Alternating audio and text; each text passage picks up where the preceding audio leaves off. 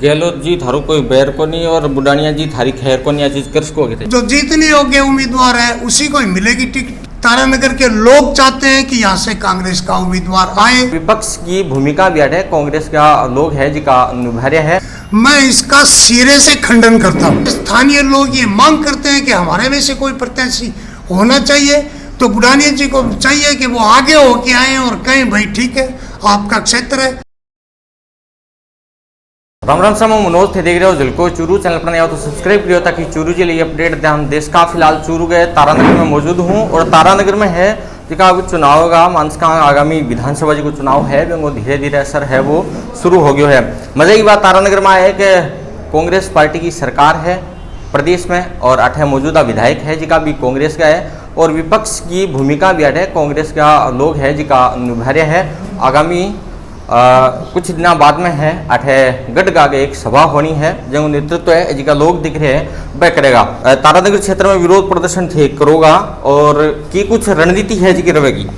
सबसे पहले तो मैंने आपने जो कहा कि यहाँ तारानगर के लोग विपक्ष की भूमिका निभा रहे हैं, मैं इसका सिरे से खंडन करता हूँ। हम लोग विपक्ष की भूमिका नहीं निभा रहे, हम पार्टी को मजबूत करने का काम कर रहे हैं।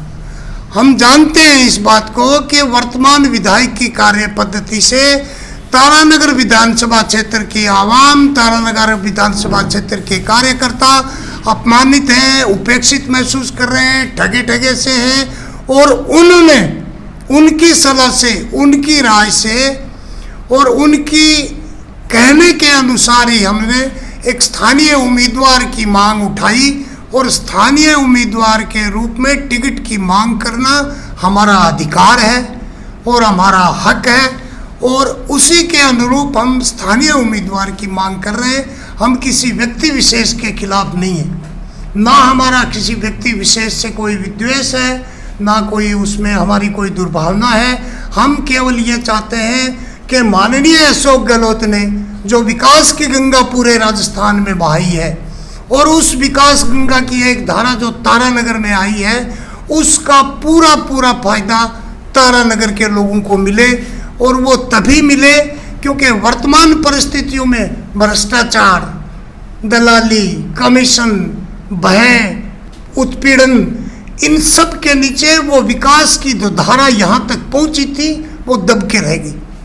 सब आप तो मानते हो कि भ्रष्टाचार है, बोल रहे हो थारी सरकार है, थारो विधायक है।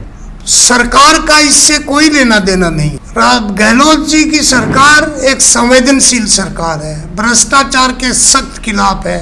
चोरी छुपे, जाने अनजाने यदि कोई भ्रष्टाचार करता है और यदि उसको अशोक गहलोत की नोटिस में लाया ही नहीं जाए, सरकार के जानकारी में यदि वो आए ही नहीं, तो इसमें सरकार का तो कोई दोष है नहीं। 4.5 साल है जिका में मोटी मोटी समस्या, एक तो तारानगर क्षेत्र में बस स्टैंड पर पानी भरे है, आज कई साल पहले भी समस्या ही आज भी बनेडी है।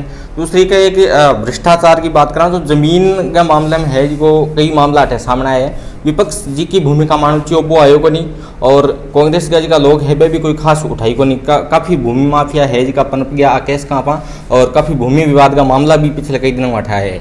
जहाँ तक विकास की बात है और मैं वर्तमान विधायक के नज़रिए से आपको बताऊं तो विकास करने के लिए हर विधायक को एक कोटा निश्चित है। हम इस बात से आहत हैं और हम ही नहीं बल्कि तारानगर की पूरी आवाम इससे आहत है कि उन्होंने अपने विकास कोटे का मात्र 31% पैसा ही खर्च किया है, बाकी 69% पैसा लैप्स हो गया। और ये मैं नहीं पता कि ये विधायक जी ने किस कारण से इस पैसे को लैप्स होने दिया, अन्यथा वही पैसा यदि विकास में लगता तो शायद तारानगर के पानी की जो निकासी है वो समस्या से निजात मिल सकती थी। तकरीबन 8-10 लोग है जिका थे तैयार कर रखे हो, जातिगत आंकड़ा बना गए कि आने टिकट है जी की दे जाए। यदि बाव लोगों को नहीं मिले या बुढ़ानिया जिन टिकट मिल जाए तो थे चुनाव में उतर सकोगे। ये काल्पनिक प्रश्न है, इस प्रश्न को ये बिल्कुल काल्पनिक है। हम मानते ये हैं कि पार्टी चाहती है कि तारानगर से जीते, तारानगर के लोग चाहते हैं कि यहाँ से कांग्रेस का उम्मीदवार आए, तारानगर के लोग चाहते हैं कि अशोक गहलोत की सरकार ने जो राजस्थान भर में और ख़ास तौर से तारानगर में जो विकास के काम किए हैं उसके अनुरूप उनकी सरकार बननी चाहिए। और इसलिए जो जीतने योग्य उम्मीदवार है उसी को ही मिलेगी टिकट, हम में से किसी को क्यों नहीं मिलेगी। गहलोत जी थारो कोई बैर को नहीं और बुडानिया जी थारी खैर को नहीं, आ चीज कर को थे। नहीं नहीं नहीं नहीं, गहलोत जी के तो हम समर्थक हैं, उनके लिए तो हम बड़ी से बड़ी कुर्बानी देने के लिए तैयार हैं। और जहाँ तक नरेंद्र जी बुडानिया का सवाल है, उनकी अपनी कार्य पद्धति है, उनकी कार्यशैली है, उनकी कार्य पद्धति से लोग नाराज हैं। उनको चाहिए कि वो लोगों के बीच जाएं, अपनी कार्य पद्धति सुधारें। और मैं तो उनसे ये भी कहूँगा कि बाहरी होने के बावजूद भी तारानगर की आवाम ने, तारानगर के मतदाताओं ने उनको विधायक बनाया। और अब जबकि कांग्रेस के तारानगर के स्थानीय लोग ये मांग करते हैं कि हमारे में से कोई प्रत्याशी होना चाहिए, तो बुडानिया जी को चाहिए कि वो आगे होके आएँ और कहें भाई ठीक है, आपका क्षेत्र है, आप लोग यदि बनना चाहते हो, आप लोग एमएलए बनाना चाहते हो, आप लोग सर्वसम्मत हो, आपके अंदर कोई टिकट की कोई लड़ाई नहीं है, तो ये लो मैं तो छोड़ता हूँ। बुडानिया जी को तो ये करना चाहिए। एक चीज़ और है कि जी पिछले लगभग 4.5 साल में है न तो बीजेपी पार्टी का न कुछ अन्य पार्टियां के लोग दिखा, अब अचानक उतरने लग गया तो चुनाव स्टंट ही मान लिया गया। देखो ये बात नहीं है, दिखे तो होंगे ही, अपने अपने हिसाब से सारी पार्टियां कार्य तो करती हैं, लेकिन दूसरी पार्टियों के लिए बोलने का, कुछ करने का कोई मौका ही नहीं था।